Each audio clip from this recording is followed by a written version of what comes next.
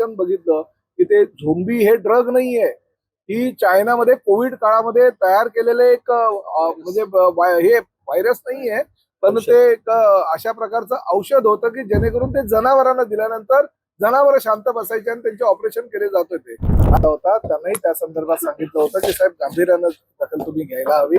आणि हा कोण झोंबी वगैरे ते दोन मी मुलं लहान लहान मुलं बघितले, एक कुठला वाकडा झालाय एक तिकडा झालाय, अरे हे असे जर प्रकार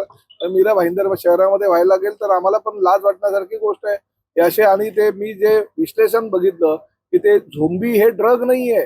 ही चायनामध्ये कोविड काळामध्ये तयार केलेले एक म्हणजे हे व्हायरस नाहीये, पण ते एक अशा प्रकारचं औषध होतं की जेणेकरून ते जनावरांना दिल्यानंतर जनावर शांत बसायचे आणि त्यांचे ऑपरेशन केले जात होते. आणि ते झोंबी नावाचा ड्रग म्हणून जर त्या चायनाच्या औषधाचा वापर करत असेल आणि आपली मुलं जी आहेत ती बिचारी देशोधडीला लागत असेल, हे चुकीचं आहे. मी आता एसीबी या ठिकाणी आहेत, त्यांना तर सांगितलेलंच आहे, पण मी पोलीस आयुक्त आणि डीसीपीशी बोलीन, एक चांगला स्क्वॉड तुम्ही निर्माण करून परत हे ड्रग झोंबी असू दे नाही तर झोंबा असू दे हे शहरात येऊ नये यासाठी प्रयत्न आपल्या पोलिसांनी करणं गरजेचं आहे.